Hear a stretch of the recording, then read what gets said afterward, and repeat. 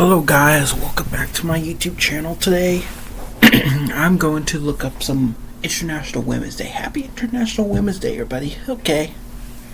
Do this.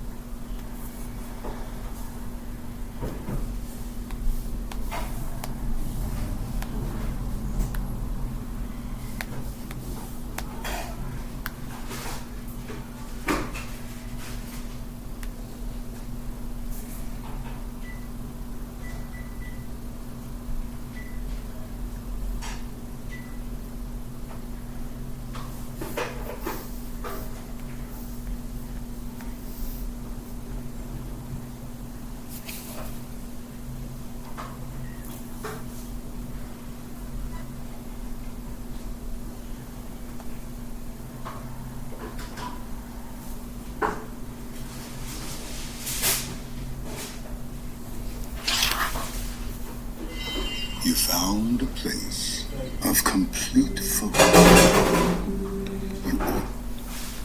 This fall, the four networks are introducing 34 new series, millions of dollars, not to mention careers are riding on these shows. 1990 probably seemed like it would be just another TV season. But while no one could have known it at the time, some super things were on the horizon. What's happening to me? In fact, the 1990s were going to be a big decade for the whole TV business. It would see new technologies, new types of shows, and the birth of some of the biggest hits and franchises the medium would ever know. And also a few misses. We're going to take you through all of the TV-related news of 1990 that's fit to print. Because this is Timeline TV. A damn fine cup of coffee. See, I posted my video. And children of the 80s need not apply, because this one is all about 1990. But before we get started, be sure to subscribe to the Weird History channel, and let us know in the comments below your favorite TV memories from the 1990s. Now, are you ready to learn what was on the tube the year Driving Miss Daisy won Best Picture? Yes. On January 1st, 1990, the UK's ITV aired the pilot of a new show called Mr. Bean. Played by Rowan Atkinson, the character made his debut at the Montreal Comedy Festival Just for Laughs in 1987, and was so well received a series was planned. The pilot was watched by almost 14 million people, launching a series that became a hit in the UK, and later, the US. The Fox network launched in 1986, but it would take until January 13th, 1990, for one of its stars to be invited to host Saturday Night Live. Over the past years, both this show and Married with Children have come under attack from certain groups for crossing the boundaries of good taste. That star was Ed O'Neill, who played shoe salesman Al Bundy on the raunchy sitcom Married with Children. You must learn to treat all people the same. Even midgets? If you're too young to remember a time before YouTube, you're probably more familiar with O'Neill as family patriarch Jay Pritchett in hit sitcom Modern Family. After being spun off from the Tracy Ullman Show, The Simpsons appeared in a Christmas special which aired in December of 1989. I love this stuff on my channel. 1990, Retro. finally got their own ongoing series, which kicked off with the episode Bart the Genius. Hi, guys. The story, which finds Bart scamming his way into a school for smart kids, would launch the iconic animated sitcom, which is now in its 36th season. February 36th 17th season. was huge for Aerosmith for two reasons. It was the first time they were ever invited to be musical guests on Saturday Night Live, and it was the night they would appear in the Mike Myers sketch, Angel.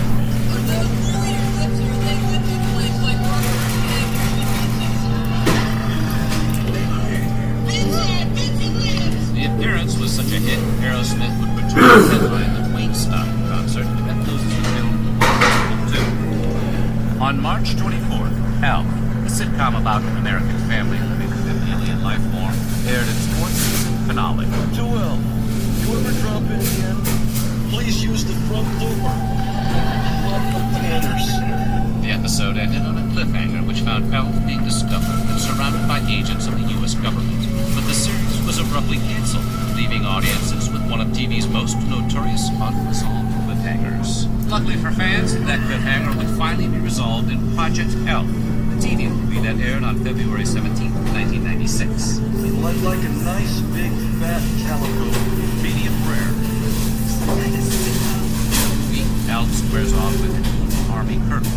ultimately made an official ambassador to her. Sadly, however, none of the actors who played Helm's family on the original series returned. WrestleMania, the ultimate challenge, live at Sky Dome in Toronto. Sunday afternoon, April 1 at 4 p.m. On April 1st, the 6th annual WrestleMania was broadcast on pay-per-view at Sky Dome in Toronto. The flagship WWF event found heavyweight champ Hulk Hogan squaring off against Intercontinental champ The Ultimate Warrior in a winner-take-all event. That winner would turn out to be The Ultimate Warrior, who walked away with both titles. And on April 8th, TV drama would be changed forever when David Lynch's Twin Peaks debuted on ABC. The serialized mystery show, which followed a murder investigation in the eponymous fictional northwestern town, revolutionized the genre and ran for 2 seasons, followed by the theatrical film Fire Walk With Me, and a series reboot in 2017 that featured most of the original cast. 35 years later, on January 15, 2025, Lynch would pass away at the age of 78.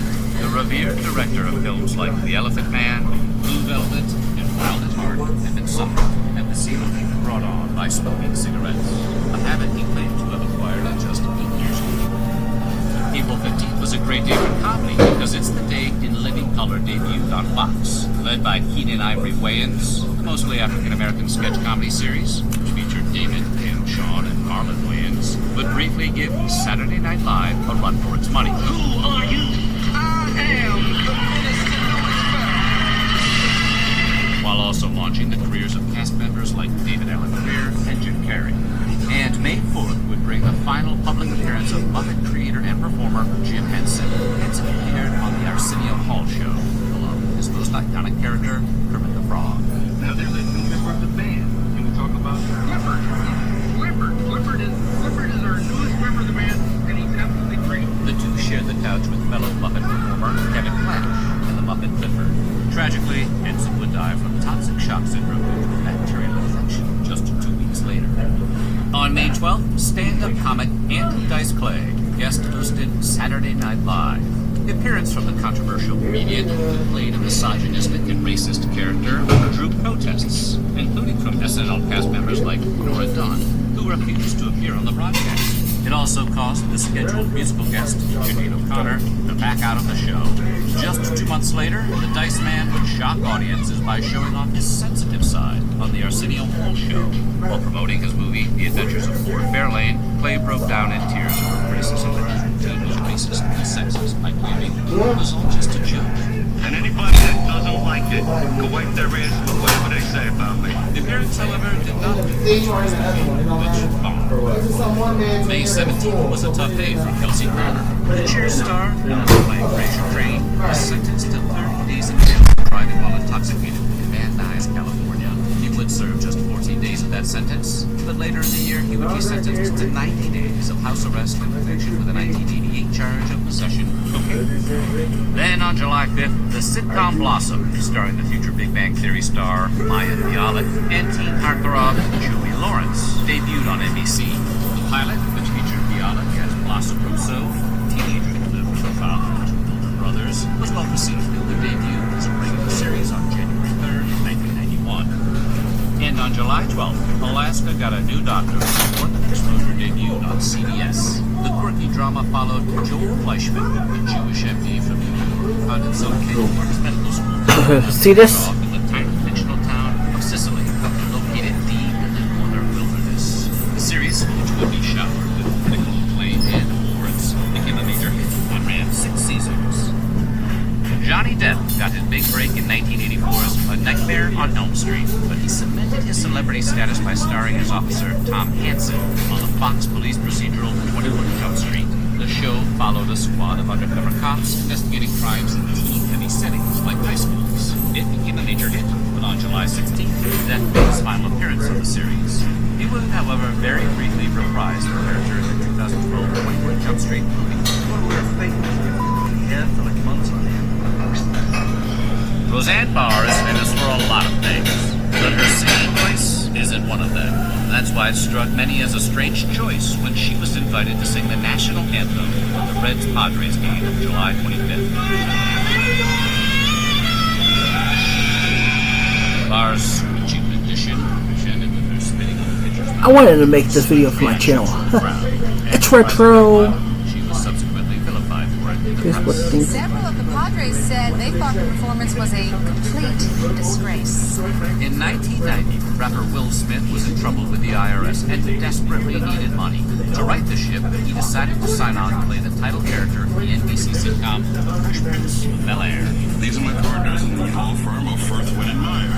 Hey, Firth Win & Meyer, when's your next album? The show debuted on September 10th, and despite the fact he had no prior acting experience, it became a massive hit. The series would run 6 seasons, and Smith would go on to star in a series of hit movies. And just 3 days later, on September 13th, Law & Order debuted on NBC. Though ripped from the headlines, stories would quickly make the show TV's definitive police procedural. You see a guy with a birthmark on his face? The name of the game is Finding Fate. Silk is the name that he's to play. Silk, the series, in its 26th season, became one of the biggest franchises in history, with no less than 6 separate spin-offs. When it comes to documentaries, Ken Burns is about as legendary as they come. While his career started way back in 1981, his big break came on September 23rd, when his 11-hour miniseries, Civil War, debuted on PBS. Among other things, the crowd... Oh my god, it's too hot. First look at what Ken Burns effect, a way of panning and zooming the camera for still images that came to dominate the documentary filmmaking of the era. You've been watching a police procedural that wished it had musical numbers in it. Well, if so, you may have loved Cop Rock, debuting on ABC on September 24th. The series, produced by LA Law's Steve Bachko, the LAPD into a musical performance troupe worthy of Broadway. Produced by LA Law's Steve Bachko, the LAPD into a musical performance troupe worthy of Broadway.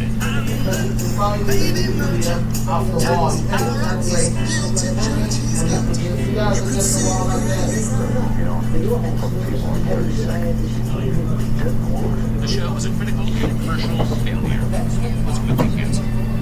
Then, on October 4th, Fox changed teen drama television forever when it broadcast the debut of Beverly Hills 90210. In addition to spawning slew of spin-offs, the trend-setting teen soap would run 10 seasons and launch the careers of Jason Priestley, Shannon Doherty, Jenny Garth, Brian Austin Green, Tori Spelling, Tiffany Amber Thiessen, and Luke Terry. Hot off the success of the film Pee-wee's Big Adventure, Pee-wee's Playhouse debuted in 1986 and became a huge hit. But by 1990, star Paul Reubens felt burnt out playing the character and informed CBS he would be ending the series to take a sabbatical. The final episode aired November 17th, just 8 months before the arrest of police in the exposition watching a film at a porn provider in Florida.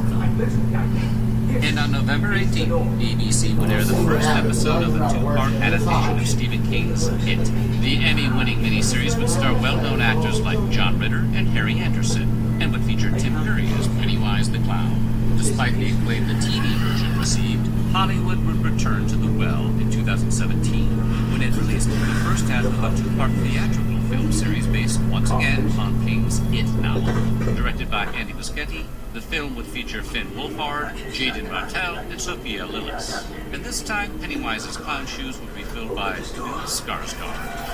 And finally, on November 26th, Fox broadcast the first ever Billboard Music Awards. Sponsored by the music industry publication Billboard, the awards differed from similar shows like the Grammy Awards because they were given out based on album and song sales, radio airplay, and touring success. Rather than being based on a vote, they continue to be awarded every year to this very day. So what do you think? What was your fondest TV memory of 1990? Let us know in the comments below. And while you're at it, check out some of these other timeline videos. If you like that if you like that video, retro type pack for the 90s, don't forget to like the video and don't forget to subscribe to my channel for more retro content. Thank you. Bye.